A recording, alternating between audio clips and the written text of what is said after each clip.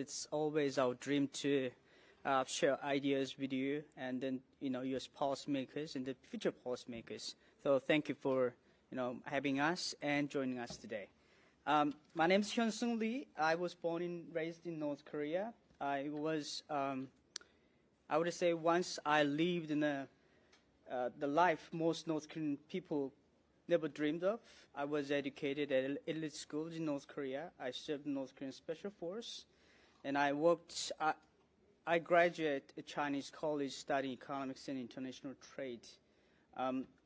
After that, I worked for the North Korean the trading sector, foreign trading sector, which is closely tied to the regime's money and hard currency operations. By all that count, I was on the track to be a loyal servant of the regime. But everything changed after 2013, the unprecedented purge of Jang Sung-taek, Kim Jong-un's uncle, and hundreds of officials. I realized that no one, not even a powerful person, was truly safe. The fear I had buried for years came to surface. I saw the inner workings of system built not on loyalty or public service, but on terror and betrayal. That was the moment I made the hardest decision of my life. I escaped. In late 2014, I left everything behind, my career, my friends, my hometown, to seek freedom. And after years of hiding and hardship, I arrived in the United States. But even here, I couldn't forget the people I left behind, or young escapees I met who felt lost, voiceless, disconnected from the world of leadership and diplomacy. That's why I established North Korean Young Leaders Assembly. People often ask me why this program. And my answer is simple, because freedom alone is not enough. Escaping a dictatorship gives you safety, but becoming leader gives you purpose. Let me tell you a story. A few years ago, young escapee joined our program. She had never been to Washington, never spoken to lawmakers, never imagined her story could matter. But on one quiet afternoon at the White House, she sat across from a U.S. policymaker, told him what it felt like to live in silence for 20 years. He didn't interrupt. He didn't, look away. He listened. That moment changed her. She told me afterwards, for the first time, I didn't feel like a survivor. I feel like a citizen. That's what North Korean Young Leaders Assembly is about. Each year, we bring together a small group of North Korean escapees, young people who have risked everything for life. 1 week in D.C. and New York, they met with policymakers, diplomats, human rights leaders, young change makers. They share their stories not just to remember the past, but to shape the future of free and unified Korea. Well, our mission is not political, it's human.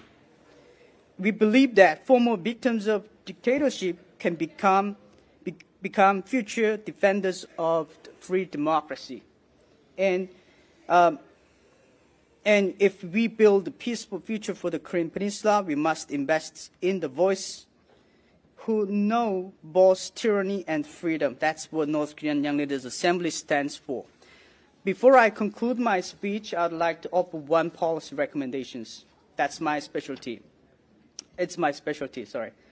All of us here are well aware of the sanctions imposed on North Korea, and I agree with the common view that China is the largest loophole in those sanctions.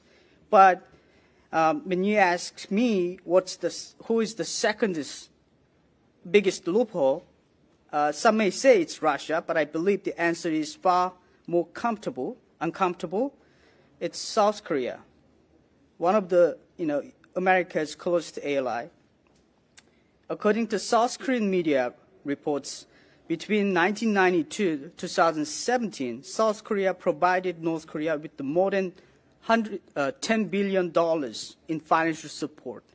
I don't have a slideshow today, but the data comes directly from the statistics released by the South Korean government itself. Let's not forget, during the first Inter-Korean summit in 2000 between Kim Dae-jung and Kim Jong-il, 500 million in cash was transferred to North Korea to make that happen.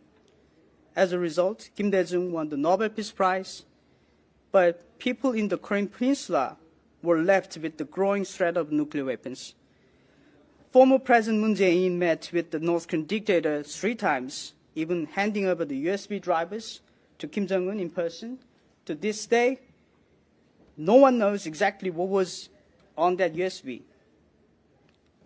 It could be contained sensitive information, such as access to hundreds of millions of dollars in cryptocurrency, submarine technology, shipbuilding techniques, surveillance drone designs, or even US origin technologies. We simply don't know. Even the current president of South Korea, Lee Jae-myung, during his time as a governor, paid $8 million to North Korea for his visit. This case is still under investigation in courts. While the United States and the international community have worked hard to uphold the sanctions and hold North Korean dictatorship accountable, these loopholes have undermined years of efforts. What even more outrageous is that when Chinese companies violate sanctions, they are penalized by the US government. But when South Korean companies or politicians do the same, they face zero consequences simply because they are the ally. Even if they harm US interests or obstruct the US diplomatic efforts they spare, this has to be changed. There should be no exception in enforcing North Korean sanctions, even if it's the president of the allied country. If they violate the US interest or international norm, they should be subject to indictment under the US law or international law as a sanction target. There cannot be 2 sets of rules. Only when we apply the law equally can we truly uphold the principles of the sanctions and ensure they have the intended effect. That is all my speech, and thank you so much for listening.